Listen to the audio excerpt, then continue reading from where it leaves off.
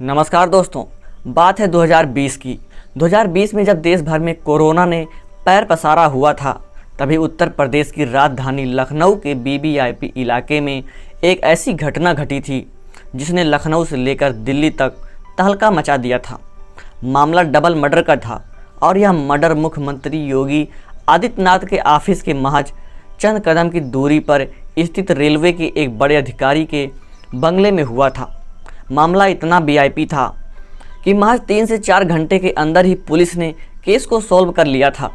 इसके बावजूद case mysterious ही रह गया और आगे यह केस बाप बेटी के पवित्र रिश्ते को शर्मसार कर देने की हद तक पहुंच गया। तो आखिर क्या है इस केस की पूरी कहानी? हत्या किसकी हुई थी, हत्या किसने की थी और आगे इस केस में क्या कुछ हुआ था? चलिए जानते हैं सब कुछ सिलसिलेवार तरीके से इस वीडियो में। आगे इस केस में बाप बेटी के बारे में जो बातें सामने आई थी उसे सुनकर यकीनन आप शॉक्ड रह जाएंगे। उससे पहले अगर आपने अभी तक इस चैनल को सब्सक्राइब नहीं किया है तो इस वीडियो को एक लाइक करके चैनल को सब्सक्राइब करना बिल्कुल ना भूलें और बेल आइकन ज़रूर प्रेस करें। दोस्तों, जैसा कि हमने बताया, यह कहानी उत्तर प्रदेश की राजधानी लखनऊ के पॉश इलाके गौतमपल्ली पुलिस स्टेशन के विवेकानंद मार्ग स्थित बंगला नंबर 9 की है। अगस्त 2020 में यह बंगला रेलवे के बड़े अधिकारी आर.डी. वाजपेयी के परिवार का आशियाना हुआ करता था। 1998 बैच के रेलवे अधिकारी आर.डी. वाजपेयी का कुछ समय पहले ही लखनऊ से दिल्ली ट्रांसफ़र हुआ था। दिल्ली में फ़िलहाल आर.डी. वाजपेयी रेलवे बोर्ड के स्पोक पर्सन के पद पर कार्यरत थे। अब देश के रेल मंत्री पीयूष गोयल ड्यूटी के चक्कर में आर.डी. वाजपेयी 29 अगस्त 2020 को दिल्ली में थे, जबकि उनकी पत्नी मालिनी दत्त वाजपेयी, बेटा सौरभ दत्त वाजपेयी और एक 15 साल की बेटी लखनऊ के इसी बंगले में रह रहे थे। बेटी फ़िलहाल लोरेटो हाई स्कूल में 9th क्लास में थी और वह प्रोफेशनल शूटिंग की प्लेयर भी थी। इसने बहुत ही कम उम्र में ही कई बड़े शूटिंग टूर्नामेंट भी जीते थे। बेटा गोमती नगर संस्कृत यूनिवर्सिटी में ग्रेजुएशन कर रहा था। क्योंकि घटना के समय लड़की नाबालिग थी, इसलिए कहीं भी हम आर.डी. वाजपेयी की बेटी का नाम नहीं ले रहे हैं। खैर, 29 अगस्त को आर.डी. वाजपेयी का जन्मदिन था, मगर काम की वजह से वाजपेयी लखनऊ में परिवार के साथ नहीं थे। इसलिए वाजपेयी की पत्नी और बेटा फैसला करते हैं कि उनका बर्थडे घर पर ही मनाएंगे और वाजपेयी शाम में उस प्रोग्राम में वीडियो कॉल के माध्यम से शामिल होंगे। सब कुछ प्लान करने के बाद दोपहर के समय मालिनी और सर्वदत्त कमरे में आराम करने के लिए चले जाते हैं, जबकि उनकी बेटी भी अपने कमरे में चली जाती है। अभी दोपहर के लगभग 3 बज रहे थे। आर.डी. वाजपेयी के सास ससुर यानी कि मालिनी के माता पिता मालिनी के सरकारी बंगले से लगभग 5 किलोमीटर की दूरी पर गोमती नगर इलाके में रहते थे। लगभग 3 बजे शाम में आर.डी. वाजपेयी की बेटी घबराई आवाज़ में अपनी नानी को फ़ोन करती है और उनसे कहती है कि मैं भाई और माँ को उठाने की कोशिश कर रही हूँ, मगर वह उठ नहीं रहे हैं। उनकी हालत कुछ ठीक नहीं लग रही है। जितनी जल्दी हो सके आप एम्बुलेंस लेकर यहाँ आ जाओ। इतना कहने के बाद वह लड़की फ़ोन पर ही ज़ोर ज़ोर से रोने लगती है। लड़की के रोने की आवाज़ सुनकर मालिनी की माँ घबरा जाती है और वह तुरंत इस बात की जानकारी अपने पति को देती है और फिर दोनों बस कुछ मिनट के अंदर ही भागते हुए आर.डी. वाजपेयी के बंगले पर पहुंच जाते हैं।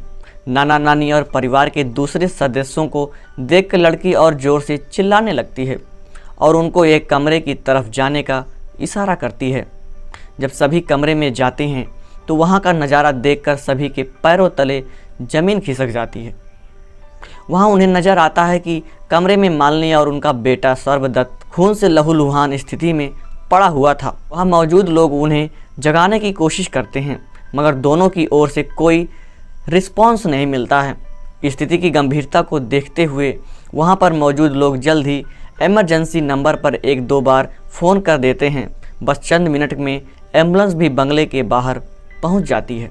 इसके अलावा स्थानीय पुलिस स्टेशन के अधिकारी भी मामले की जानकारी मिलते ही मौके पर पहुंच जाते हैं। कमरे में ही मेडिकल टीम द्वारा दोनों का परीक्षण किया जाता है और उन्हें मृत घोषित कर दिया जाता है। दोनों के सर में गोली लगी थी। इतने वीआईपी इलाके में एक बड़े सरकारी अधिकारी की पत्नी और बेटे की दिन दिहाड़े हत्या की खबर से पूरे प्रशासन में हड़कंप मच जाता है। इस बात की जानकारी दिल्ली में काम कर रहे आर.डी. वाजपेयी को भी दी जाती है।